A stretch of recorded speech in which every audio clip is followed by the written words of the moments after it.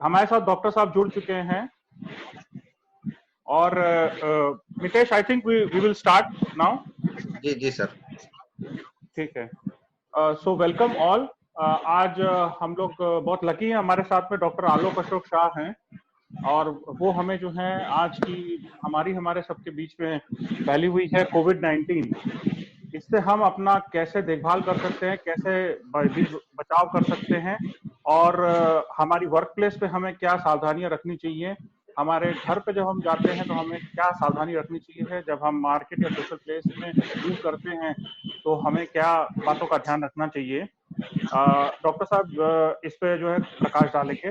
Doctor Alok Ashok Shah जो हैं वो फिजिशियन हैं और इंटेंसिविस्ट हैं और ये RB Shah Mahavir super speciality hospital. Doctor Alok Ashok Shah ने अपनी MBBS SMIMER Surat municipal institute of medical education and research से करी है और उन्होंने अपनी पोस्ट एमबीबीएस क्लिनिकल ट्रेनिंग भी इन्हीं से करी है। डॉक्टर साहब ने अपना एमडी की जो डिग्री है वो D Patil medical college and hospital Mumbai से ली है और उसके बाद उन्होंने आईडीसीसीएम का कोर्स बॉम्बे हॉस्पिटल में किया है। डॉक्टर साहब का जो एरिया ऑफ स्पेशलाइजेशन है वो क्रिटिकल केयर है और वो एक इंटेंसिविस्ट भी हैं और इस बारे में डॉक्टर साहब अपने वक्तव्य में भी प्रकाश डालेंगे। और डॉक्टर साहब ने कोकिलाबेन धीरूभाई अंबानी हॉस्पिटल में भी कंसल्टेंट के तौर पर कार्य किया है और इसके साथ साथ में बॉम्बे हॉस्पिटल और पीडी हिंदुजा नेशनल हॉस्पिटल में भी वो एज एन इंटेंसिविस्ट और एसोसिएट वर्क कर चुके हैं। डॉक्टर साहब को एक्सटेंसिव एक्सपीरियंस है अपनी फील्ड में और आज हम लोग जो है उनके बातों से आज हम लाभान्वित होंगे। So, Dr. Alok Ashok Shah, well, we welcome you. Over to you, Dr. Saab. Thank you very much, Mr. Raizada, for beautiful introduction. आप चिंता मत करें, मेरी हिंदी थोड़ी सी वीक है पर इतनी तो है कि लोगों को समझ में आ जाएगी। टाइम वेस्ट किए बगैर मैं कुछ चीजें आपको बताऊंगा। मैं कौन कौन से एरिया कवर करूंगा वो मैं आपको बता देता हूँ। First of all, corona virus क्या है, दूसरी चीज कि ये कैसे फैलता है, तीसरी चीज कि हम डिफरेंट प्रकार के मास्क यूज करते हैं तो हर मास्क में कौन सी एफिशिएंसी है और किस तरह यूज करना चाहिए, चौथी चीज हैंड सैनिटाइजर कौन सा यूज करना चाहिए, किस प्रकार का यूज करना चाहिए, पांचवी चीज के मैं कुछ अपनी इम्यूनिटी और कुछ जेनेटिक्स के बारे में बताऊंगा और उसके बाद हम ओपन डिस्कशन करेंगे। तो फर्स्ट ऑफ ऑल, मैं आप सबको ऑडिबल हूं तो आप इस तरह थंब ऊपर करके बताइए कि मैं सुनाई देता हूं सबको। Okay, fine. Well, corona virus rather कोई भी वायरस इस दुनिया में जो ह्यूमन बीइंग्स है, जो इंसान है, इसके काफी पहले आए हुए हैं और हम लोग उनकी पृथ्वी पे रह रहे हैं, वे हमारी पृथ्वी पे नहीं रह रहे। तो एक बात समझ लीजिए कि कोई भी प्रकार का वायरस होता है वो इंसान से काफी ज्यादा स्मार्ट और काफी हद तक आगे होता है, तो तुम उसको कोई भी युद्ध में हरा नहीं सकते। हमें उनको बो डाउन करके समझ के जीना है कि कैसे उनके साथ उनको समझ के रह सकते। कोरोना वायरस की बात करें तो वो पृथ्वी में पहले से ही एग्जिस्टिंग है, वो कोई नई चीज नहीं है, उसके 4 प्रकार पहले से ही एग्जिस्टिंग थे।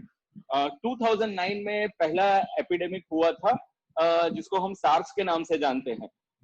वो एपिडेमिक इसलिए हुआ था कि उनका जो म्यूटेशन होता है, जो स्पीशीज होते हैं वो इमीडिएटली चेंज हो गए, जिससे ह्यूमन इम्यूनिटी था ही नहीं, तो वो एकदम रैपिडली स्प्रेड हो चुका और पूरे विश्व में फैल गया था।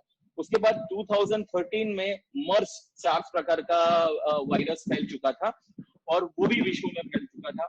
अब 2019 में कोविड-19 प्रकार का वायरस फैल चुका है। ये बाकी सारे वायरस से इस प्रकार अलग है कि ये इसकी इन्फेक्टिविटी काफी ज्यादा है। यूजुअली जो वायरस होते हैं वो म्यूकस से, ड्रॉपलेट से स्प्रेड होते हैं, पर ये वायरस का इन्फेक्टिविटी बहुत ही ज्यादा है।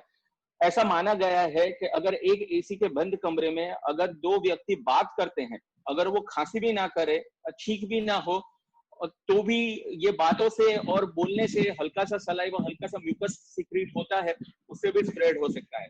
तो ये बहुत जरूरी है कि अगर आप एसी भी चालू करते हैं तो आपका रूम का कमरा खुला रहना चाहिए, एयर सर्कुलेशन बहुत इंपॉर्टेंट है, ये चीजों का ध्यान रखा जाए। दूसरी चीज कि ये जो वायरस है वो मेडिकल लैंग्वेज में इन्फेक्टिविटी को R0O बोलते हैं कि इस वायरस का इन्फेक्टिविटी काफी ज्यादा माना जाता है, और अब तक कोई कंक्लूजन पे नहीं आए हैं कि इनका R0O 1 है, 2 है, 3 है या 6, पर अभी अभी रिसेंट डेटा आए हैं कि R0O ये वायरस का 2 to 3 के बीच में है। इसका मतलब है कि एक व्यक्ति 2 से 3 व्यक्ति को इन्फेक्ट कर सकता है, और ये 2 से 3 व्यक्ति और 4 व्यक्ति को इन्फेक्ट कर सकते हैं, ये 4 व्यक्ति और 16 व्यक्ति को इन्फेक्ट कर सकते हैं। इस तरह इस चीजों का मल्टीप्लीकेशन होता है। देखिए, इसमें आपको कोई भी प्रकार से डरने की जरूरत नहीं है, इसीलिए मैं कुछ चीजें लॉकडाउन के बारे में बताऊंगा कि किस तरह लॉकडाउन हेल्पफुल है या नहीं भी, या बेनिफिट है कि नहीं है। देखिए, लॉकडाउन आपको वायरस से दूर नहीं कर देगा। आपने लॉकडाउन कर दिया इसका मतलब ये नहीं है कि वायरस चला गया और आप अब सब सेफ हो गए। लॉकडाउन इसलिए किया गया है कि एक ही साथ इंडिया पे 10 लाख पेशेंट्स का बर्डन ना आ जाए, और sorry I have to pick this up, હું એક મીટિંગમાં છું, પછી સામેથી ફોન કરું છું, और एक साथ सारे 10 लाख पेशेंट्स का बर्डन ना आ जाए, गवर्नमेंट प्रिपेयर कर सके, उनके जो वेंटिलेटर्स है, आईसीयू कैपेसिटी है, सबका असेसमेंट हो जाए, और दूसरी चीज आप लोगों की लाइफ सेफ रहे। अगर आप घर से बाहर नहीं निकलेंगे तो लोगों के कांटेक्ट में नहीं आएंगे, लोगों को टच नहीं करेंगे, और इस तरह आपकी लाइफ की सेफ्टी जरा बची रहे। दूसरी चीज, ये वायरस की साइकिल माना जाता है कि 42 डेज का है। सो 2 लॉकडाउन हुए हैं, अब तक काफी लॉकडाउन हो गए हैं, तो हो सकता है कि इसकी जो वायरस का बर्डन है वो वर्ल्ड से या इंडिया से थोड़ा सा कम हो जाए। तो इस तरह लॉकडाउन थोड़ा सा बेनिफिशियल होता है। आप सोच लीजिए कि टोटल सूरत की वेंटिलेटर की कैपेसिटी 500 से ऊपर नहीं होगी। मान लीजिए कि 1000 है, और एक साथ वेंटिलेटर पे 1 लाख केस आ गए। सूरत की पॉपुलेशन 60-65 लाख है, अगर 10-15 लाख माइग्रेंट चले भी गए हैं तो सूरत की पॉपुलेशन 50 लाख है, और एक साथ 1000 के ऊपर लोग वेंटिलेटर पे आ गए, तो कोई प्रकार से कोई इंस्टीट्यूट सूरत की किसी को भी हेल्प नहीं कर पाएगा। इसीलिए ये लॉकडाउन जरूरी था। दूसरी चीज, अब लॉकडाउन धीरे धीरे ओपन हो रहा है, और सूरत की बात करें तो सूरत ना बॉम्बे अहमदाबाद जितना सिवियरिटी पे है, ना सूरत एकदम लो है कि एकदम कम केस है, जो कि केरला है और बाकी सारे स्टेट हैं। तो सूरत मिडवे है। अब ये आपकी जिम्मेदारी है कि एक दूसरे से वायरस स्प्रेड ना हो। आपको कुछ भी सिम्टम्स आए तो इमीडिएटली नोटिफाई करें, और इसे डरिए मत।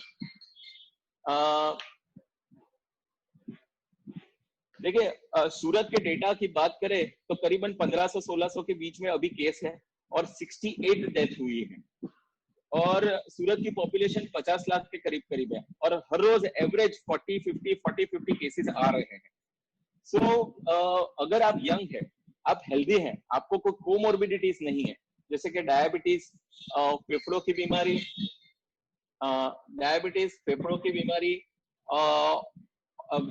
किडनी की बीमारी, हार्ट की बीमारी, ब्लड प्रेशर, या और कोई रेस्पिरेटरी इलनेस, अस्थमा, सीओपीडी जिस तरह बोलते हैं, अगर वो कोई बीमारी नहीं है, तो अगर आपको वायरस इन्फेक्शन होगा भी तो वो बहुत ही हल्का सा होगा और बहुत ही निम्न कक्षा का होगा। कुछ सिम्टम्स के बारे में बात करूंगा मैं, जैसे फीवर एक बहुत इंपॉर्टेंट सिम्टम्स है, हल्का सा ड्राई कफ जिसमें आपको कोई भी तरह का एक्सपेक्टोरेशन नहीं होता है, सूखी खांसी जिसको बोलते हैं हम। दूसरी चीज के वीकनेस, काफी वीकनेस लगता है, कोई भी वायरस इलनेस होता है तो वीकनेस हमें काफी लगता है। तो इस प्रकार में अब नॉर्मल 4 सीढ़ियां आप इत्मीनान से चढ़ जाते हो, पर 3 सीढ़ियां चढ़ने के बाद आपको थकान सी महसूस होती है और आपको बैठना पड़ता है। दूसरा, मसल्स पेन बहुत ज्यादा होता है और बैकएक बहुत ज्यादा होता है। बैक पेन और मसल पेन, मोस्ट इंपॉर्टेंट चीज, थ्रोट पेन, गले में दर्द होना, हल्की सी सर्दी होना, ये और फ्लू है इस प्रकार का, ये भी एक फ्लू है। कुछ केसेस में ऐसा पाया गया है कि आंखों में खुजली होना, लूज मोशन होना और वॉमिटिंग होना और एब्डोमिनल पेन होना। कई केसेस में ये वायरस एसिम्प्टोमेटिक है, तो ये एसिम्प्टोमेटिक कैरियर होता है, जो कि सूरत में 60% पेशेंट एसिम्प्टोमेटिक है। वो एसिम्प्टोमेटिक कैरियर काफी रिस्की होते हैं। मतलब आप मेरे मुंह पे या किसी और के मुंह पे देख के बता नहीं सकते कि वायरस के संक्रमित व्यक्ति है और ये किसी और को स्प्रेड नहीं कर पाएंगे। सपोज मैं एकदम स्टेबल हूँ, मेरे चेहरे पे कोई सिम्टम्स नहीं है, मुझे कोई सिम्टम्स नहीं है, और फिर भी मैं इस व्यक्ति को टच करूंगा कि जो डायबिटिक है, जिसको किडनी का बीमारी है, टच करूंगा, तो हो सकता है कि मैं एसिम्प्टोमेटिक कैरियर रहूं और उस व्यक्ति को वायरस का इन्फेक्शन लग जाए और उसमें काफी ज्यादा सिवियरिटी हो। So it is very difficult to trace any individual कि ये व्यक्ति किसके संपर्क में आया होगा। कई पेशेंट्स में मैंने ऐसा देखा है कि वो घर पे रहते हैं, कोई किसी के कांटेक्ट में नहीं आते, फिर भी उनको सिवियर वायरल इलनेस होता है और अनफॉर्चुनेटली वो वेंटिलेटर से सकम हो जाते हैं और डेथ से भी सकम हो जाते हैं। तो किसी को टच नहीं करना है, ये तो बहुत ही इंपॉर्टेंट नॉर्म है। अब मैं दूसरी बात करूंगा हैंड सैनिटाइजर की और हैंड वॉश की। हैंड सैनिटाइजर की बात करेंगे तो जो हॉस्पिटल में यूज होता है उसमें क्लोरहेक्सिडिन और अल्कोहल दोनों का प्रिपरेशन होता है। पर अगर क्लोरहेक्सिडिन हम रूटीन पॉपुलेशन के लिए यूज करेंगे तो हॉस्पिटल के जो बैक्टीरिया है वो भी इनसे रेजिस्टेंट हो जाएंगे। तो गवर्नमेंट का नॉर्म ऐसा है कि अल्कोहल बेस्ड प्रिपरेशन, उसमें भी इथाइल अल्कोहल और आइसोप्रोपाइल अल्कोहल, दो प्रकार के अल्कोहल होते हैं। तो कोई भी आप हैंड वॉश खरीदे तो आप उसका कंटेंट चेक कीजिए और उसमें देखिए कि मोर देन 60% इथाइल अल्कोहल और मोर देन 70% आइसोप्रोपेनॉल अल्कोहल। आप ई और आई याद रखिए, और मोर देन 60% और मोर देन 70% कंटेंट होना चाहिए, तो वो हैंड रब आपके लिए बेस्ट रहेगा। दूसरी चीज आप हैंड रब यूज करें या हैंड वॉश करें, मेरे हिसाब से अगर आप बाहर जा रहे हैं और बाहर से आ रहे हैं तो हैंड रब यूज करें और मैक्सिमम टाइम आप हैंड वॉश करें। अगर आप दिन में 4 से 5 बार आप हैंड वॉश करते हैं तो आप काफी ज्यादा प्रोटेक्टिव रहेंगे। जैसे आप घर से बाहर जा रहे हैं उसके पहले हैंड वॉश कर लीजिए, घर में एंटर हो रहे हैं उसके बाद हैंड वॉश कीजिए। आप वर्क साइट पे जा रहे हैं, एंटर होने से पहले हैंड वॉश कीजिए, वर्क साइट से आ रहे हैं उसके पहले निकलने से पहले हैंड वॉश कीजिए। तो उस तरह आप यहाँ के वायरस वहां पे, वहां के वायरस यहाँ पे नहीं करेंगे। अगर पॉसिबल हो तो मैं कुछ इमेज बताता हूँ।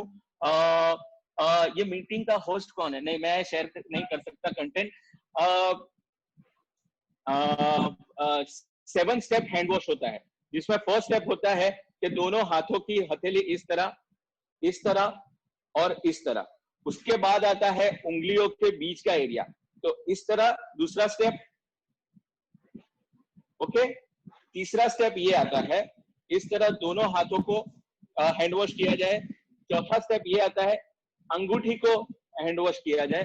पांचवा स्टेप इस तरह, छठा स्टेप बैक सरफेस, और सातवां स्टेप यहां तक कोहनी तक आपको हैंड वॉश करना है। और हैंड वॉश करने के बाद आपको कुछ देर तक हाथ साफ नहीं करना है, थोड़ा उसको एयर ड्राई होने दीजिए। इवन आप हैंड सैनिटाइजर यूज करते, कई लोग को मैंने देखा हैंड सैनिटाइजर यूज करके हैंड वॉश कर देते, तो वो आपके हैंड सैनिटाइजर की जो इफेक्ट है वो आपने बिल्कुल ही नाबूद कर दी। दूसरी चीज के ये हैंड सैनिटाइजर और हैंड वॉश हम जितना ज्यादा यूज करेंगे उतना ज्यादा स्किन कैंसर होने के भी चांसेस होते हैं। पर ऐसा नहीं, आपने 3, 4, 6 महीना यूज कर लिया तो आपको स्किन कैंसर हो जाएगा। प्लीज वो मुगालते से आप थोड़ा सा दूर रहिए। अभी हैंड वॉश करना जरूरी ही है और आपको कोई तरह से आप उसको अवॉइड नहीं कर सकते। एक इंपॉर्टेंट चीज है कि हैंड सैनिटाइजर यूज करना चाहिए, हैंड वॉश यूज करना चाहिए। देखिए, हैंड वॉश में वाटर का मैकेनिकल फोर्स रहता है, तो hand wash is definitely better than hand sanitiser. कुछ चीजें मैं मास्क के बारे में बताऊंगा। जो मास्क है, 3 प्रकार के मास्क होते हैं। एक जो कॉटन मास्क होता है, दूसरा सर्जिकल मास्क होता है जिसको सर्जिकल फ्री प्रायर मास्क बोलते हैं, and most important N95 mask, last वाला। देखिए, N95 मास्क कॉमन पब्लिक को यूज करके मुझे नहीं लगता है कि कोई भी बेनिफिट होगा, क्योंकि ये N95 मास्क आपको 24 आवर्स में मैक्सिमम उसका ड्यूरेशन होता है 8 आवर्स, तो आपको 8 आवर्स में यूज करके फेंक देना पड़ता है, आप उसको रीयूज नहीं कर सकते। मैंने कई लोगों को देखा है कि N95 मास्क पहन के घूमते हैं और वही N95 mask second day use करते हैं, तो उस तरह आपको कोई हेल्प नहीं होगी। अगर आप कॉमन पब्लिक है, आप पेशेंट के आईसीयू के किसी और के संपर्क में नहीं आते हैं, तो आप कॉमन कॉटन मास्क यूज कर सकते हैं। Surgical 3PL mask is important for OPD based doctors and N95 mask for ICU based doctors. N95 mask की कॉस्ट भी 60 से लेके 300 रुपीज तक वेरी करती है। अलग अलग कंपनियां की अलग अलग फिटिंग होती है, अलग अलग डिजाइन होती है। उसमें FFP1, 2, 3 इस तरह कैटेगरी रहती है। तो FFP2 कैटेगरी के ऊपर वाले मास्क सारे काफी बेनिफिशियल होते हैं। वो 95 N95 नाम उसका इसलिए है क्योंकि वो 95% ऑफ द वायरस प्रोटेक्शन देता है आपको, 100% बैक्टीरिया प्रोटेक्शन देता है, 100% ड्रॉपलेट प्रोटेक्शन देता है। सो फॉर कॉमन पब्लिक, आप सब पीएफ कमिश्नर हो, पीएफ ऑफिस से जुड़े हुए हो, तो आपको N95 मास्क की आइडियल तौर पे जरूरत नहीं, पर अगर आप यूज करना चाहो तो कॉटन मास्क यूज कर सकते हो। कॉटन मास्क का भी एक्सटीरियर सरफेस आपको टच नहीं करना है। बाहर का सरफेस आप टच करोगे तो आप इक्वल रिस्क पे आ जाओगे। अगर आपको खुजली होती है या कुछ होता है तो हैंड वॉश कीजिए, हैंड वॉश कीजिए और अंदर से मास्क की पोजीशन कोई बोल रहा है, कोई बीच में बोल रहा है, हटा देता हूँ, हटा दूंगा मैं, लीव दबा के लीव कर दूंगा फिर कर।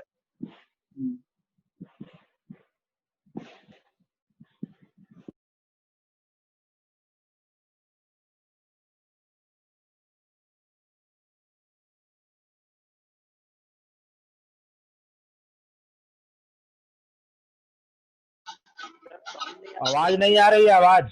सर आपका अनम्यूट कीजिए sir. Sir doctor sir, sorry.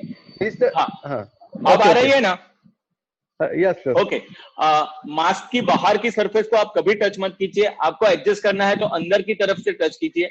आपका कॉटन मास्क है, अगर आप घर जाके वॉश कर सकते हैं तो जैसे आप हैंड वॉश करते हैं, रात को कॉटन मास्क वॉश कर लीजिए, दूसरे दिन आप रीयूज कर सकते हैं उसको।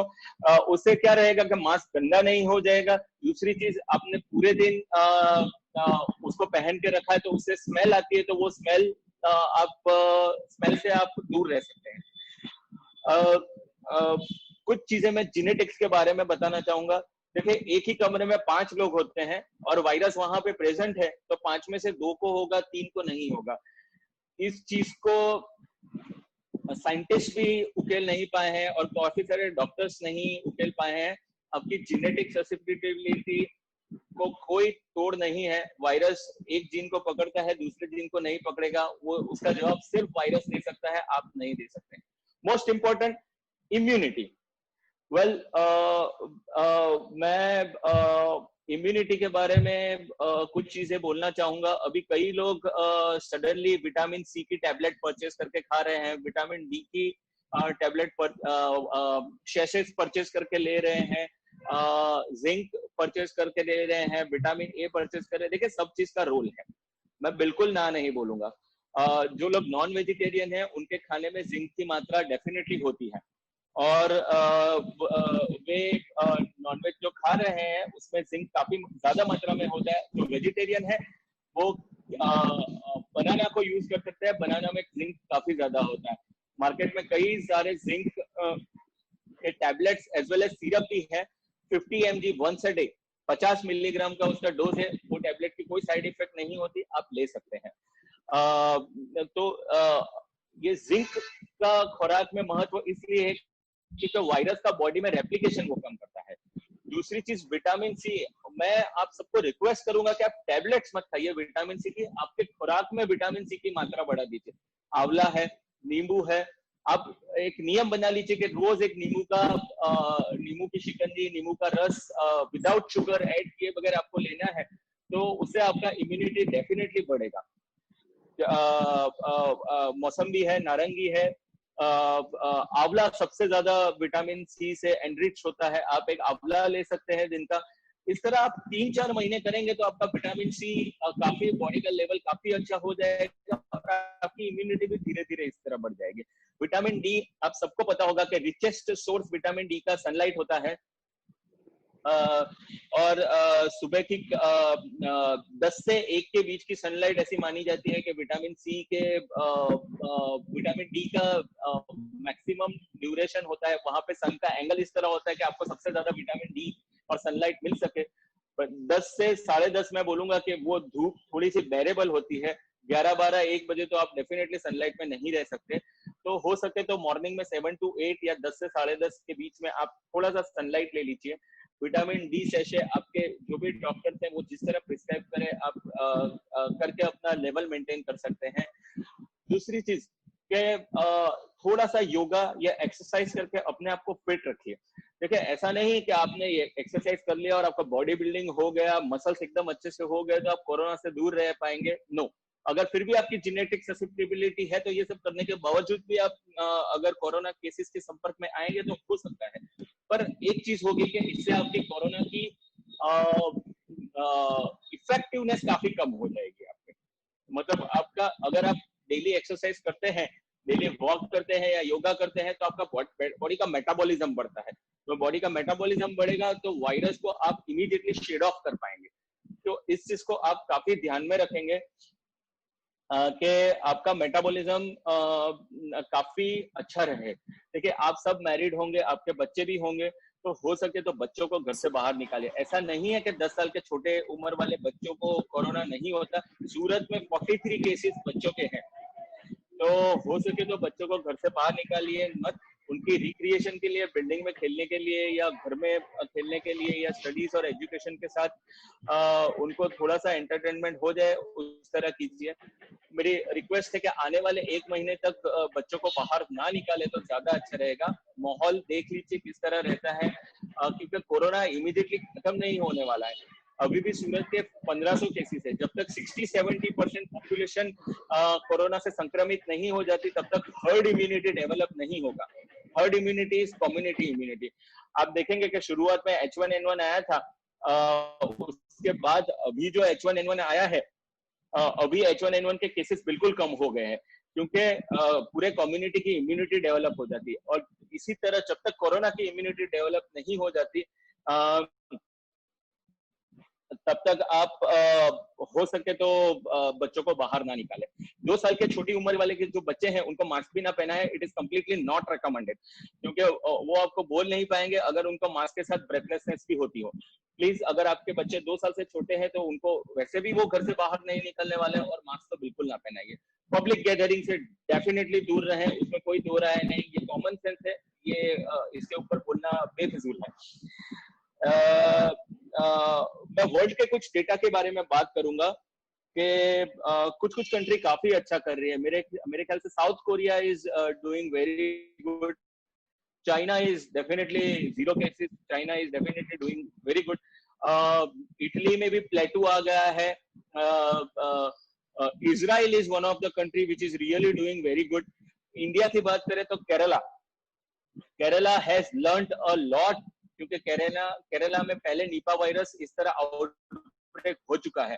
तो केरला ने वो निपा वायरस आउटब्रेक से काफी अच्छा सीखा था और उन्होंने इमीडिएटली जैसे ही ये न्यूज आए एयरपोर्ट से सब लोगों को आइसोलेट करना चालू कर दिया। तो केरला के केसेस काफी कम हो गए। इंडिया में केरला ही एक ऐसा स्टेट है जिन्होंने क्वारंटाइन पीरियड शुरुआत से जब लोगों का 14 डेज था तभी से उन्होंने 28 डेज रखा था। So they were over precautious, they were over cautious। तो इस तरह उन्होंने कोरोना को काफी अच्छे से बीट किया हुआ है। प्लस उन्होंने वे जो हाइपोक्लोराइड सॉल्यूशन यूज करते हैं वो भी उन्होंने कुछ डिफरेंट प्रकार का यूज किया हुआ है, which Surat corporation has now called for.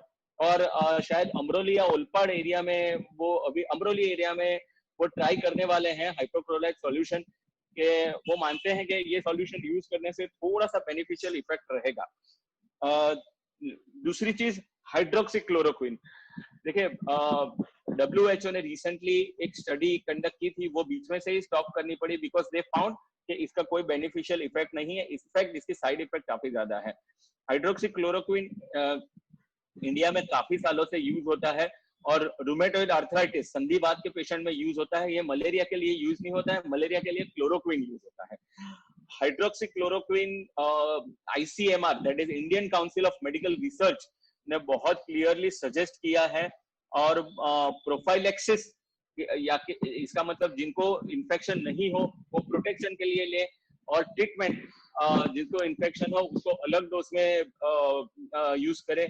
देखिए ये इंडिविजुअल कॉल है। एज ए डॉक्टर मैं पर्सनली क्लोरोक्विन में बहुत बिलीव नहीं करता हूँ।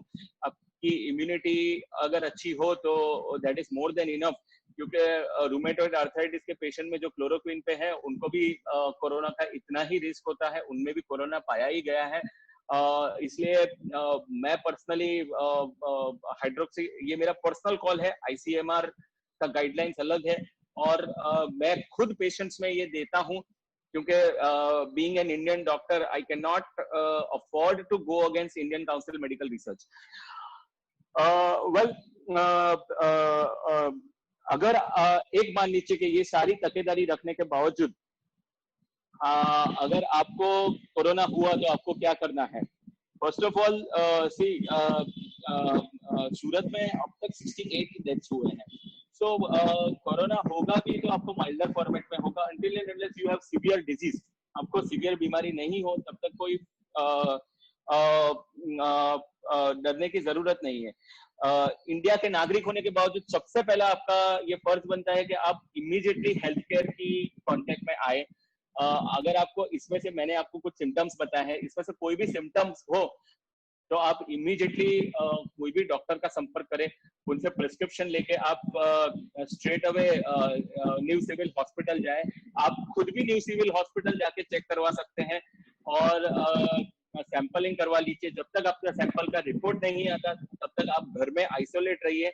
इंडिया के नागरिक होने के तौर पे आपकी फर्ज बनती है कि आपसे आपके फैमिली मेंबर या आपके कलीग या आपके दूसरों को इन्फेक्शन ना हो, क्योंकि वो किसी और को इन्फेक्शन लगाएंगे, वो किसी और को इन्फेक्शन लगाएंगे। सो जैसे ही आपको सिम्टम हो, it is better consult your doctor even telephonically, और आप आइसोलेट हो जाइए। सेल्फ क्वारंटाइन बोलते हैं जिसको, कि एक रूम में रहिए। आपके घर पे जो आपकी वाइफ है या कोई पेरेंट्स है उनसे भी संपर्क ना रखें, एक रूम में रहिए। उनको बोलिए कि रूम के बाहर खाने का थाली दे दीजिए, थाली आप जब रिटर्न करते हैं तो आप खुद ही वॉश करके दे दीजिए। ये सारी चीजों का आप खुद ध्यान रखिए। दूसरी चीज के कुछ आयुर्वेदिक प्रिपरेशंस हैं, जैसे अदरक बोलते हैं, काढ़ा बोलते हैं। देखिए ये सब चीजें लेने से कोई नुकसान नहीं होगा, आप बेझिझक लीजिए। पर आयुर्वेदिक मेडिसिन जो जिसके ऊपर कोई स्ट्रेंथ या डोज या वो नहीं लिखा हुआ है, प्लीज जब तक आपको कोई बीमारी नहीं हो तब तक सारी मेडिसिन से दूर रहिए, भले वो HCQS हो या आयुर्वेदिक preparation. I would strongly not recommend to take any medicine, because हर दवाई का इफेक्ट होता है, उसी तरह साइड इफेक्ट होता है।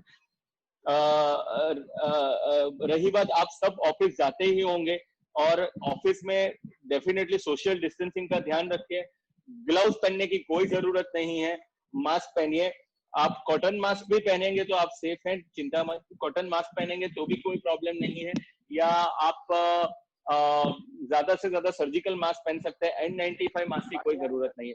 अगर दो लोगों ने सर्जिकल मास्क पहना हो, जैसे आपके और आपके कलीग ने, तो अगर सामने वाला इन्फेक्टेड भी होगा तो वायरस का ट्रांसमिशन होने का रिस्क एकदम से कम हो जाता है, दैट इज 1.5%।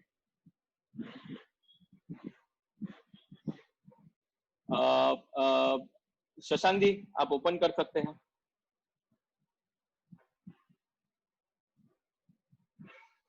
यस सर, काफी इंफॉर्मेटिव रहा जो डिस्कशन रहा, आपने बहुत अच्छे से हमें समझाया, सारे प्रोज एंड कॉन्स भी बताए हैं। और ऑब्वियसली अब नए डायरेक्टिव्स आ गए हैं तो वर्क प्लेस हम लोगों का 1 जून से ओपन हो जाएगा, जिसको अभी ओपनिंग अप बोल रहे हैं, 1.0 बोल रहे हैं। तो 8 तारीख से काफी सारे और वर्क प्लेसेस भी ओपन हो जाएंगे, तो इंटरेक्शन पब्लिक के साथ में बढ़ने ही वाला है। हम लोग को ये सब बातें ध्यान में रखनी पड़ेगी। अब जो भी लोग चाहते हैं डॉक्टर साहब से अपना प्रश्न पूछ सकते हैं संक्षिप्त में। आप अपना माइक अनम्यूट करके और सटीक जो है कम से कम शब्दों में उनसे प्रश्न अपना पूछ सकते हैं यदि चाहते हैं।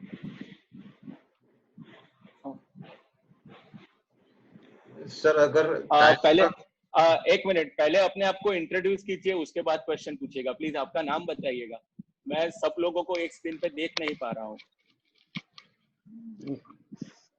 सर रंजन कुमार। हाँ बोलिए रंजन जी। राजीव रंजन सर, है या रंजन? सिर्फ रंजन सर, रंजन कुमार। हाँ बोलिए रंजन जी, बोलिए। सर ये इसमें मुझे पूछना था कि इसका जो सिम्टम आपने बताया, क्या कोई एक सिम्टम हो सकता है कि बुखार कंपलसरी है? और नहीं, बुखार कंपलसरी नहीं है। इसमें से कोई भी सिम्टम हो सकता है या सिम्टम नहीं भी हो सकता है। ऐसा जरूरी नहीं है कि बुखार आए। तो जिस प्रकार मान के चलिए किसी को गले में खराश हुआ सर, हाँ जी, तो ये कॉमन भी हो सकता है कि अगर उसको सिर्फ खराश हुआ, बुखार नहीं हुआ, तो ये सिर्फ कॉमन हो सकता है कि ये गले में खराश होना कॉमन भी हो सकता है। कभी कभी आप मास्क पहनते हो तो एयर सर्कुलेशन कम होता है, ड्राइनेस हो जाता है पेट का। मास्क के भी कुछ केमिकल्स होते हैं, उसकी वजह से भी एलर्जी होती है, तो उसकी वजह से भी गले में खराश होता है। सो अगर आपको गले में खराश के साथ बाकी के कोई सिम्टम्स नहीं हो तो चिंता करने की जरूरत नहीं है। गले में खराश होना बहुत ही कॉमन होता है। पर अगर आपको और कोई बीमारी है साथ में, जैसे डायबिटीज, ब्लड प्रेशर, जो कि सारी मैंने मेंशन की है, और आपको लगता है कि आप 3 दिन अपने आप को ऑब्जर्व कीजिए, और अगर आपको लगता है कि इसके बाद मेरी कंडीशन बिगड़ रही है, डोंट वेट, अपने आप को सिविल हॉस्पिटल ले जाके सैंपल करवाइए। That is the best thing. पर अकेला गले में खराश होना बहुत कॉमन होता है और उसका मतलब कोरोना नहीं है। अच्छा sir, thank you sir. Welcome. Next question. हाँ बोलिए चंद्रशेखर वर्मा जी, आपका माइक अनम्यूट कर दीजिए। वो जो होम्योपैथ दवा है सर, वो जो दे रहे हैं कॉर्पोरेशन वाले, तो उसका कोई साइड इफेक्ट नहीं है सर ना? देखिए, एक्यूप्रेशर और होम्योपैथी दोनों अलग चीज है। फर्स्ट ऑफ ऑल, आयुर्वेदिक और होम्योपैथिक साइंस इंडियन ओरिजिन है, और वो काफी अच्छा मानते हैं। जब थोड़ा सा डिस्टरबेंस आ रहा है, चंद्र जी आपका माइक म्यूट कर दीजिए प्लीज। देखिए, आयुर्वेदिक और होम्योपैथिक साइंस इंडियन है, वो इंडियन ओरिजिन है और वो काफी अच्छा माना जाता है। उससे कोई नुकसान तो नहीं होता स्पेशल, बट आपको जब तक जरूरत नहीं हो तब तक कोई मेडिसिन ना लीजिए। एक चीज, नेचुरोपैथी बोलते हैं जिसको, जो ये काढ़ा है, अदरक है, विटामिन सी है, वो सारी चीजें लीजिए, उससे कोई दिक्कत नहीं है। एक्यूप्रेशर में ये समय पे एक्यूप्रेशर का मैकेनिज्म ये होता है कि आपको कुछ बॉडी एरिया के पेन एरिया में आपको पिन प्रिक करते हैं, तो वो एरिया का पेन आपको कम फील होता है। सो ये सिचुएशन में एक्यूप्रेशर बिल्कुल नहीं करना चाहिए, मैं बिल्कुल मना करता हूँ।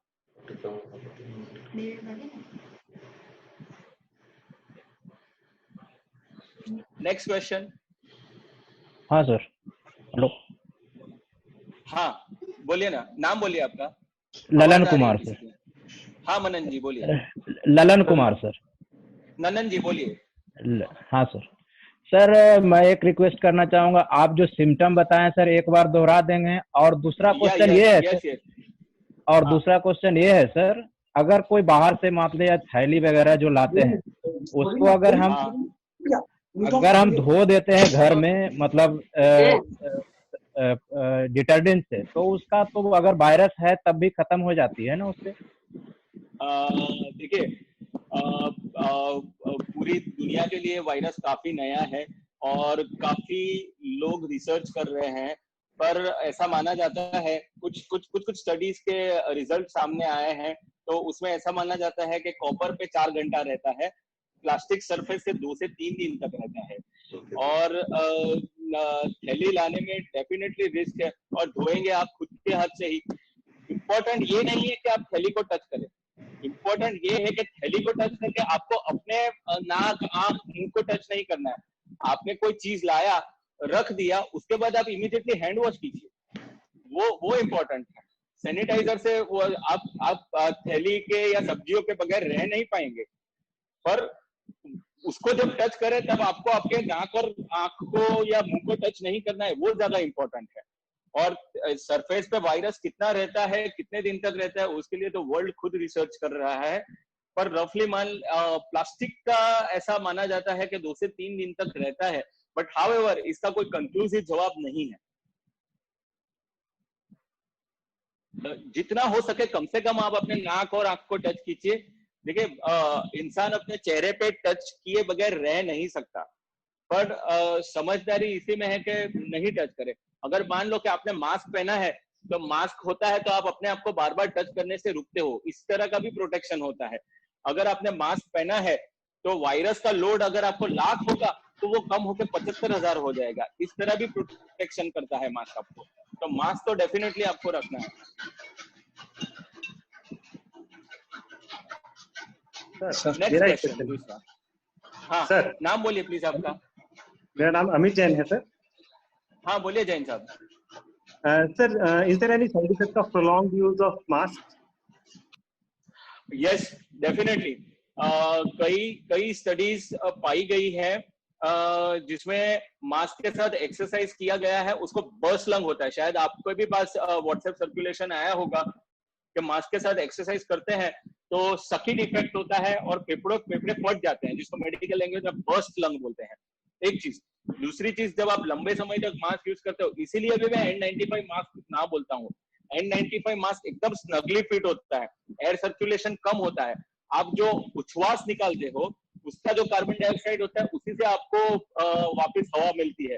तो धीरे धीरे लंबे समय तक मास्क यूज करने से आपके बॉडी में कार्बन डाइऑक्साइड रिटेशन होता है, उससे एजिंग जल्दी होता है, इससे बॉडी एक भी होता है, उससे हेडेक भी होता है। डेफिनेटली प्रोलॉन्ग यूज करने से मास्क के साइड इफेक्ट तो है ही, तो हो सके उसका कम से कम यूज कीजिए। जैसे आप घर जाते हैं तो आप मास्क, गवर्नमेंट का रूल है कि आप घर के बाहर तो बगैर मास्क से नहीं निकल सकते, तो घर में होते हैं तो आप इमीडिएटली मास्क निकाल दीजिए। कुछ हेल्थ केयर फैसिलिटी 1 2 3 4 करते हैं। जैसे N95 मास्क है, आज जो पहला दिन पहना वो दूसरे तीसरे चौथे दिन का मास्क अलग होता है, और 5वें दिन जो फर्स्ट डे का मास्क यूज है, क्योंकि मास्क की स्कैर्सिटी है, तो फर्स्ट दिन का जो मास्क है वही 5th डे को यूज करने के लिए अलाउ करते हैं। इस तरह भी कर रहे हैं, पर इसका कोई ठोस सबूत या पुख्ता पुरावा नहीं है। ये स्कैर्सिटी को टाइड ओवर करने के लिए सिचुएशन है, पर इससे बेनिफिट होता है कि नहीं होता है, ऑनेस्टली आई डोंट नो। एक ही मिनट। हाँ एक ही मिनट।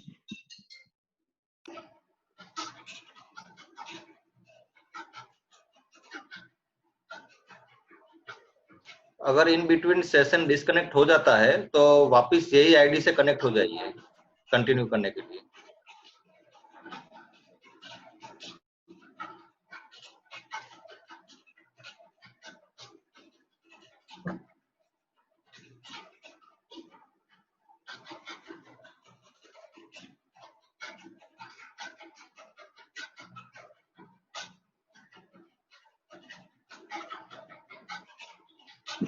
हाँ बोलिए, नेक्स्ट क्वेश्चन प्लीज। सर मैं सबके क्वेश्चन सॉल्व करूंगा, आज संडे है और मेरे पास टाइम है, डोंट वरी। शशांक जी पूछने दीजिए।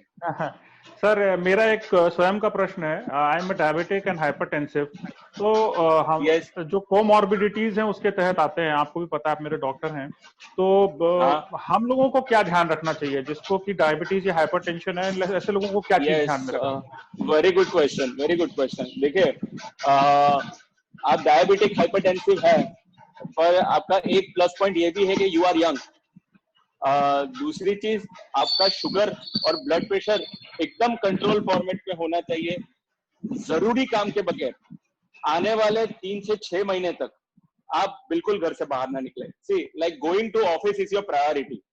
ऑफिस में सोशल डिस्टेंसिंग बनाए रखिए। दूसरी चीज, you are the person who should wear surgical mask. 3 ply surgical mask होता है, उसको पहनिए। किसी के कांटेक्ट में मत आइए, किसी को भी टच मत कीजिए। घर से निकलते पहले तो डेफिनेटली आप शावर लेते हैं। आप जैसे ही घर जाए फ्रीक्वेंट हैंड वॉश, और जैसे ही घर जाए जैसे ही घर जाए वैसे इमीडिएटली शावर लेना है। मैं बार बार मेंशन कर रहा हूँ शावर, और शावर लेते समय भी हैंड वॉश। दूसरी चीज, शॉपिंग वगैरह के लिए आप आपकी वाइफ को भेजे शशांक जी तो ज्यादा अच्छा रहेगा।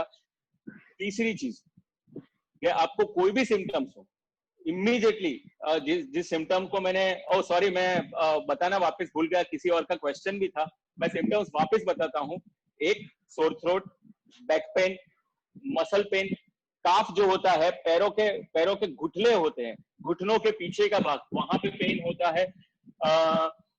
दूसरी चीज वीकनेस, जरूरत से ज्यादा वीकनेस लगना, फीवर आना, कुछ केसों में loose motion, vomiting, abdominal pain, ये सारे सिम्टम्स है। इसमें से कुछ भी सिम्टम होता है तो आप आपके डॉक्टर को इमीडिएटली कांटेक्ट करें, वो ज्यादा अच्छा रहेगा। शशांक जी आप चिंता मत कीजिए, आपके लिए मैं बैठा हूँ। सर मेरा एक क्वेश्चन है। हाँ प्लीज नाम बोलिए सबसे पहले। हाँ, अविनाश कुमार मौर्य सर। हाँ बोलिए अविनाश जी। सर मैं एक डिसेबल पर्सन हूँ और मैं कैलिपर्स के सहारे चलता हूँ, तो क्या मेरे लिए ग्लव्स पहनना ये कंपलसरी है क्या? सॉरी, ग्लव्स नहीं, मैं ग्लव्स के बहुत फेवर में नहीं हूँ। देखिए कैसा है कि you are not entering hospital premises, one thing. Second thing के ग्लव्स पहनने से आप एक ग्लव्स एक बार ही पहन सकते, उसको रीयूज नहीं कर सकते, कब तक पहनोगे आप? तीसरी चीज कि ग्लव्स से बेटर रहेगा हैंड वॉश। लेकिन सर मेरे पास जो कैलिपर्स पकड़ के चलना पड़ता है तो उसको भी वॉश करना पड़ेगा ना एक साथ में, हैंड वॉश तो पर वो कैलिपर्स आप खुद ही यूज करते हो ना, कोई और थोड़ी ना यूज करता है। नहीं सर, तो उसको वॉश करने की जरूरत नहीं है, बिल्कुल नहीं। वो उससे आपका इन्फेक्शन ही आपको लगना है, किसी और का नहीं लगना है, don't worry. Sir next question. हाँ नाम बोलिएगा प्लीज। हाँ सर, पुजीत कुमार सर। हाँ बोलिए कुमार साहब। सर बोल रहा था कि अगर किसी को ऐसे टाइम पे अगर कोई ट्रेवल करना पड़े ट्रेन वगैरह से, तो उसको क्या क्या प्रिकॉशंस रखने पड़ेंगे फिर? क्योंकि हैंड सैनिटाइजर या हैंड वॉश तो वो कर सकता है टाइम टू टाइम, लेकिन उतनी भीड़ भाड़ के अगर इलाके में अगर चलना हो तो उसको क्या प्रिकॉशंस लेने पड़ेंगे? Very risky, I would say हो सके तो उसको रोक के रखिए, वन। सेकंड, अगर मजबूरनी है, सेकंड चॉइस में देता हूँ आपको कार ट्रैवल। अगर मजबूरनी है, डिस्टेंस बहुत ज्यादा है, ट्रेन ट्रैवल में काफी केयरफुल रहिए। फर्स्ट ऑफ ऑल आप एसी कोच को ना सिलेक्ट कीजिए, जितनी भी गर्मी हो आप नॉन एसी कोच को सिलेक्ट कीजिए। दूसरी चीज, जब जाते हैं तो वो एरिया को भी आप क्लीन कीजिए, उसके बाद ही बैठिए। आप किसी को टच ना कीजिए, किसी से बातें मत कीजिए, मतलब किसी के संपर्क में ना आइए, और आप सर्जिकल मास्क पहन के ही ट्रैवल कीजिए, वो ज्यादा एडवाइजेबल होगा। सर जैसा आपने बताया कि बार-बार जैसा आपने बताया सर कि अपने आंख को, नाक को, मुंह को, चेहरों को नहीं छूना है। हाँ तो क्या ऐसा हो सकता है कि सिर्फ ये वायरस सिर्फ इसी स्पेस से एंट्री करता है? अगर सपोज हम हैंड वॉश वगैरह नहीं करते हैं और चेहरे को नहीं छूते हैं, तो क्या चांसेस होंगे कि मुझे कोरोना हो सके? कम चांसेस है, और फिलहाल तक जितना भी साइंस एस्टेब्लिश हुआ है ये वायरस के बारे में, इसी स्पेस से एंटर होता है और कोई स्पेस नहीं है। जैसे कॉमन फ्लू का एंट्रेंस होता है उसी तरह होता है। जैसे मेरे ये हाथ में वायरस है और ये हाथ को टच किया तो ये हाथ में चला गया, फिर ये हाथ यहाँ पे टच करेगा तो यहाँ पे वायरस हो जाएगा, इतना सिंपल है ये। सो आप जितना हाथ, आंख, नाक और मुंह को कम टच करेंगे, डेफिनेटली कान भी, उतना कम वायरस इन्फेक्टिविटी के चांसेस काफी कम हो जाएंगे। सर कॉटन मास्क को आपने कहा कि वॉश करके हम यूज कर सकते हैं, क्या N95 मास्क को हम वॉश करके यूज नहीं कर सकते? नहीं, बिल्कुल नहीं, बिल्कुल नहीं। Thank you sir. Next question. Sir मेरा एक क्वेश्चन है। हेलो, हाँ नाम बोलिएगा सर आपका। सर मैं संजीव बोल रहा हूँ। मेरा एक क्वेश्चन, हाँ बोलिए ना संजीव जी। कि नॉर्मल जो फ्लू होती है उसको कोविड-19 से कैसे डिफरेंशिएट करें? क्या हमें नॉर्मल फ्लू होती है तो हमें कोविड-19 का टेस्ट कराने चला जाना चाहिए? ये नहीं, देखिए ये समय में मैं बहुत क्लियरली बोलूंगा, 9 आउट ऑफ 10 फीवर इस, देखिए इंडिया का समर है। फर्स्ट ऑफ ऑल लोग बहुत बोलते थे कि इंडिया का समर बहुत हेल्पफुल होगा, पर मैं आपको बता दूं कि ये वायरस कुछ स्पेशल है, इसीलिए कई बात होती है कि ये बायो इंजीनियर्ड वायरस तो नहीं है, क्योंकि ये 60 डिग्री तक स्टेबल रहता है और माइनस का तो कोई लेवल ही नहीं है कि कितनी ठंड तक वो स्टेबल रहेगा। तो it is very difficult to differentiate. First of all temperature का इसके ऊपर कोई इफेक्ट नहीं है। दूसरी चीज के इसकी लगभग 15 से ज्यादा म्यूटेटेड स्ट्रेन है, तो अब तक ये भी नहीं निकाल पाए कि एक व्यक्ति को एक बार इन्फेक्शन होता है तो उसको लाइफ टाइम इम्यूनिटी मिल जाएगा कि नहीं, ये भी एक क्वेश्चन है। तीसरी चीज जो आपका क्वेश्चन है उसके बारे में, सॉरी आपका क्वेश्चन क्या था, मैं भूल गया। मैं बोला नॉर्मल फ्लू होता है, सर्दी जुकाम नॉर्मल होता है। हाँ, normal flu, very good question. देखिए it is very difficult to differentiate normal flu और कोरोना, क्योंकि सारे फीचर्स सेम रहते हैं। एज अ डॉक्टर मैं आपको कुछ एक चीज बोलूंगा कि एक छोटा सा डिफरेंशिएशन पॉइंट जो मुझे लगा कि नॉर्मल फ्लू में सर्दी की मात्रा काफी ज्यादा रहती है, कोल्ड की मात्रा काफी ज्यादा रहती है और कफ की मात्रा कम होती है। कोरोना में ड्राई कफ ज्यादा है और कॉमन कोल्ड की मात्रा कम होती है। अदरवाइज लगभग सारे फीचर सेम होते हैं। अगर आपको कॉमन फ्लू भी रहा सो इट इज बेटर ये समय में कि आप टेस्ट करवा लीजिए। अनफॉर्चुनेटली इंडिया में एक आध महीने में रेनी सीजन स्टार्ट हो जाएगा। जब रेनी सीजन स्टार्ट होता है तो कॉमन फ्लू पीक होता है। गर्मियों में इंडिया में कॉमन फ्लू इतना नहीं होता है, सो डॉक्टर्स के लिए भी बहुत चैलेंजिंग रहेगा कॉमन फ्लू से ये डिफरेंशिएट करने में। बेस्ट आंसर टेस्ट, इसका टेस्ट करवाना ही पड़ेगा अगर आपके कॉमन फ्लू के फीचर्स भी है। Next question.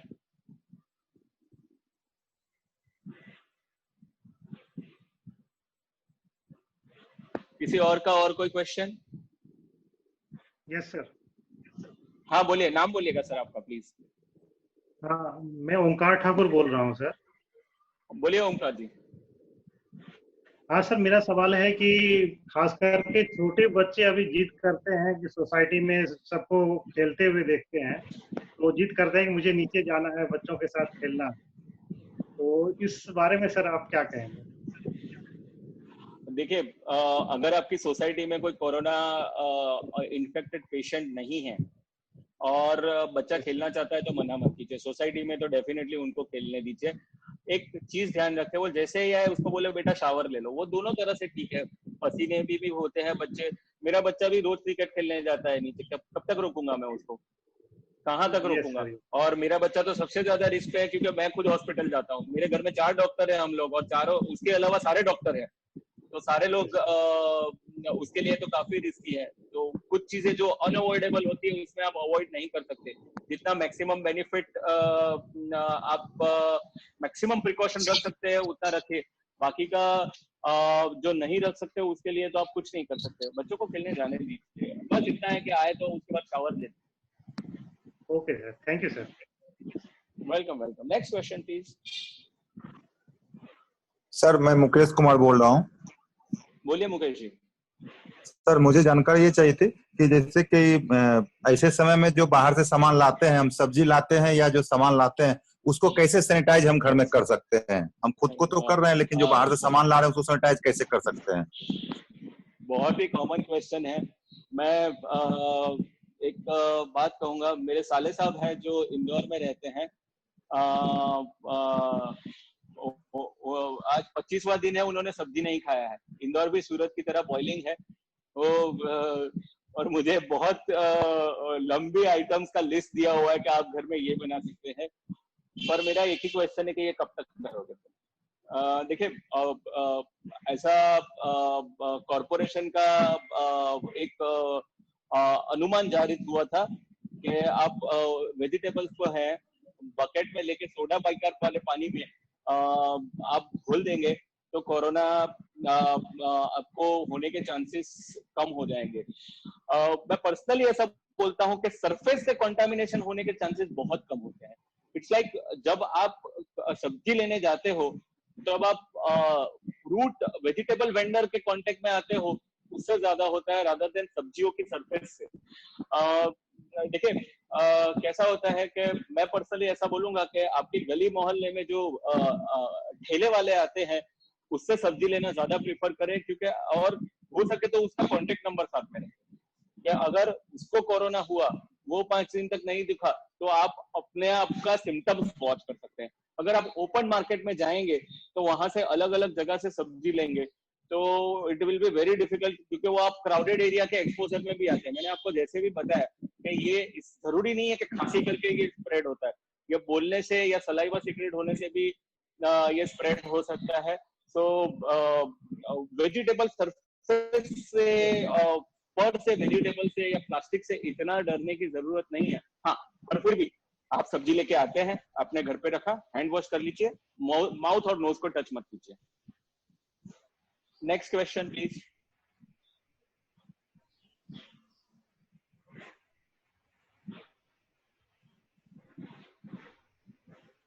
यदि किसी को और कोई सवाल है तो पूछें। सर एक और ये बंसी बिहारी जी की वाइफ को कुछ पूछना है, प्लीज पूछिए।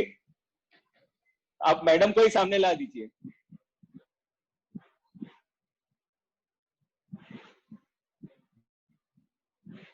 आपका ऑडियो म्यूट है, ऑडियो ओपन कीजिए।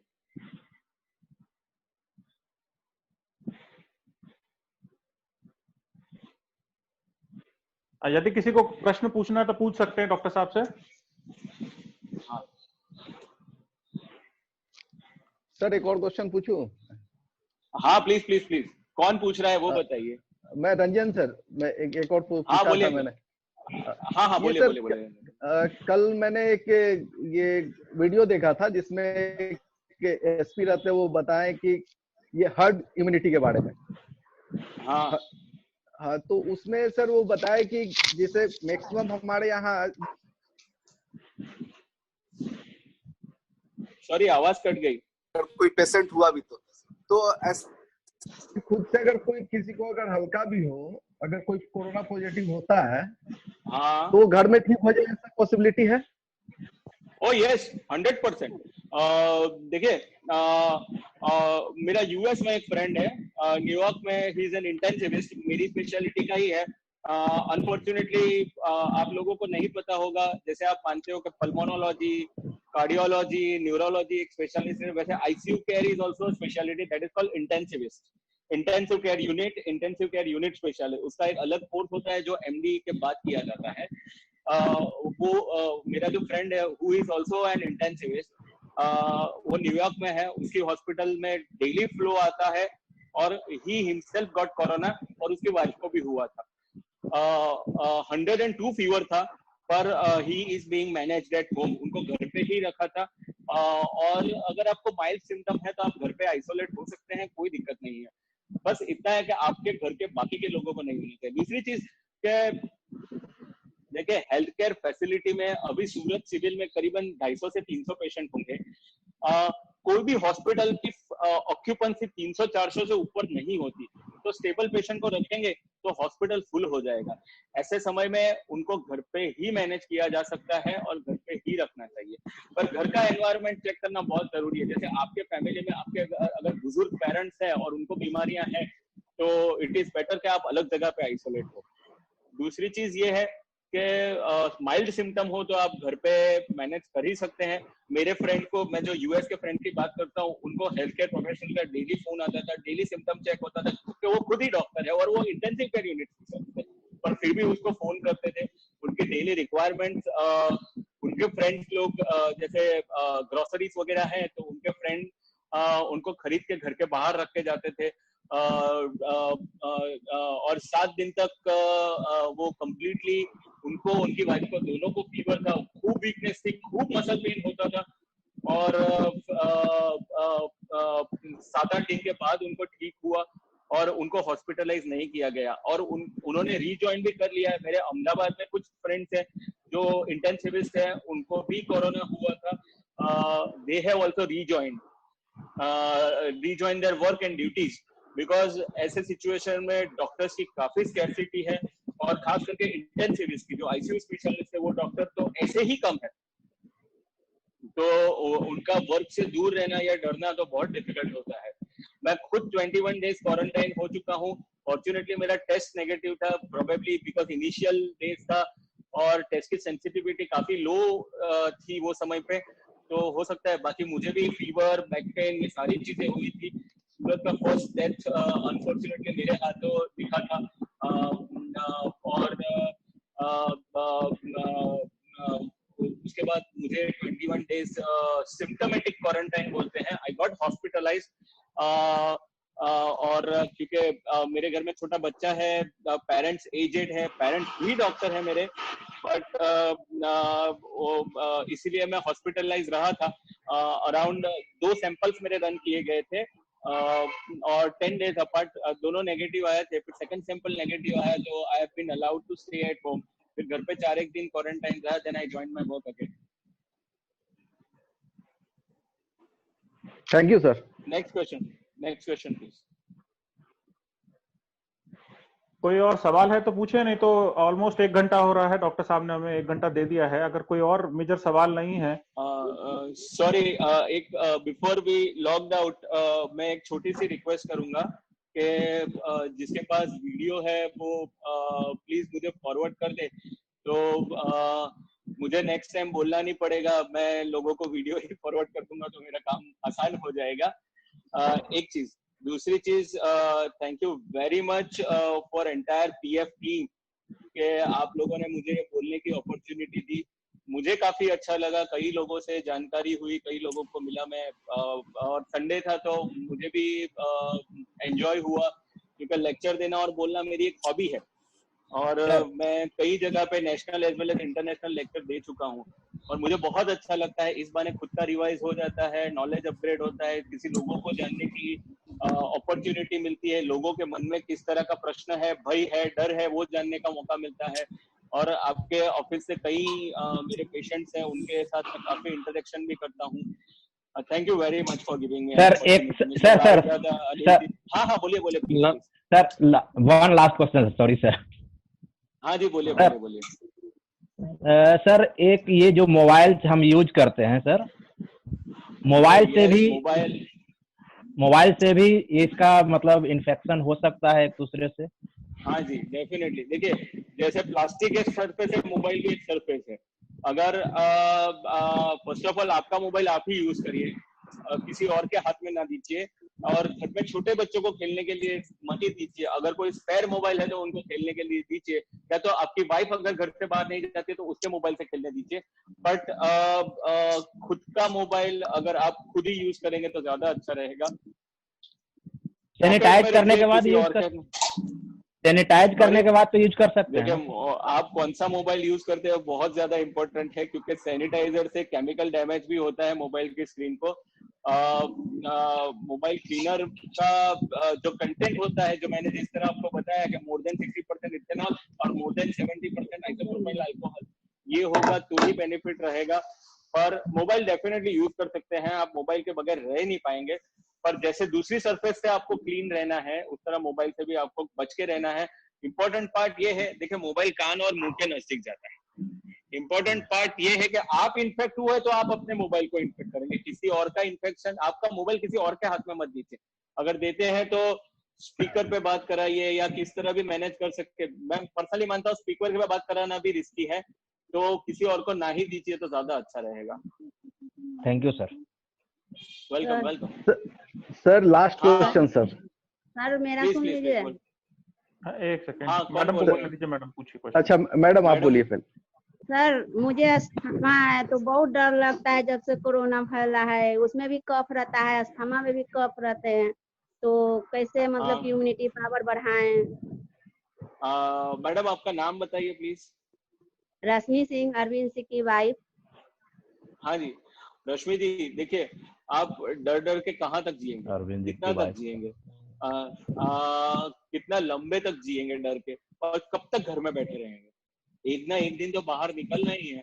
हाँ आप मान लीजिए कि आपको अस्थमा है, पर आप उस तरह से प्रिकॉशन जिस तरह मैंने बताया उस तरह लीजिए। ठीक है, डरना कोई चीज का सॉल्यूशन नहीं होता। सूरत में सिर्फ और सिर्फ 68 डेथ्स हुए हैं, और अगर आपको कोरोना भी हुआ तो उसके 3 प्रकार है, माइल्ड है, मॉडरेट है और सीवियर है। जो सीवियर कोरोना होगा तभी आपकी जान को खतरा है, अदरवाइज आपकी जान को कोई खतरा नहीं। दूसरी चीज हो सके उतना बेफिजूली बिन जरूरी घर से बाहर मत निकलिए। देखिए आपको अस्थमा है, आपको ऑलरेडी एक रिस्क फैक्टर है, तो घर की सब्जी भाजी ग्रोसरीज वगैरह परचेस करने आप मत जाइए, आप अपने हस्बैंड को बोलिए। और जिस तरह मैंने सारे प्रिकॉशंस बताए इम्यूनिटी के लिए, विटामिन सी है, आंवला है, अदरक है, जिंजर है, ये सारी चीजें आयुर्वेदिक चीजें, उसका सेवन ज्यादा कीजिए, जिंक का सेवन ज्यादा कीजिए, दैट्स इट। और अस्थमा है आपको तो थोड़ा बहुत कफ रहेगा ही, और वेदर चेंज होगी उसके बाद कफ डेफिनेटली ज्यादा रहेगा। पर इससे डर के इसका हिम्मत है सामना कीजिए, डरोगे तो और ज्यादा परेशान हो गया। प्लीज डरिए मत, डरने से कुछ नहीं होगा। सर आपने जो ये माइल्ड फीवर इसका तो ये इसका सिम्टम सबका अलग अलग होता है क्या सर? नहीं, सिम्टम्स की शुरुआत की सिम्टम्स लगभग सबके सेम होते हैं, जिसको माइल्ड सिम्टम्स बोलते हैं। सिवियर सिम्टम्स मतलब आईसीयू रिक्वायरमेंट, वेंटिलेटर रिक्वायरमेंट, उसको सिवियर बोलते हैं। मॉडरेट इन दोनों के बीच का होता है। माइल्ड कोरोना को आप घर पे भी ट्रीट कर सकते हैं, उसमें मतलब कोई दो राय सर नहीं। इसमें है कि बिना माइल्ड हुए सीवियर नहीं होगा, ऐसा हो सकता है? बिना माइल्ड हुए सीवियर नहीं होगा, बिना माइल्ड हुए सीवियर नहीं होगा। हाँ ये सर इम्पोर्टेंट। और सर लास्ट क्वेश्चन सर ना कि आप अपना नंबर अगर हम लोगों को अगर ये कर देते हैं तो ताकि किसी को अगर कुछ होता तो वो डायरेक्टली अगर एज ए सर मैं, कोई दिक्कत नहीं है, मैं ये चैट में मेरा नंबर छोड़ देता हूँ, तो आप सबको मिल जाएगा। बाकी आपके पीएफ ऑफिस में बहुत सारे मेरे नोन है, उनसे नंबर ले लीजिएगा। ये कोरोना का समय है, अगर मैं इमीडिएटली फोन पे रिस्पॉन्ड ना करूं तो माइंड मत कीजिएगा। ऐसा हो तो मैं कॉल बैक कर दूंगा, या मुझे आप व्हाट्सएप या मैसेज ड्रॉप कर दीजिएगा, कोई दिक्कत नहीं है। Okay, thank you. मैंने चैट में मेरा नंबर छोड़ दिया है।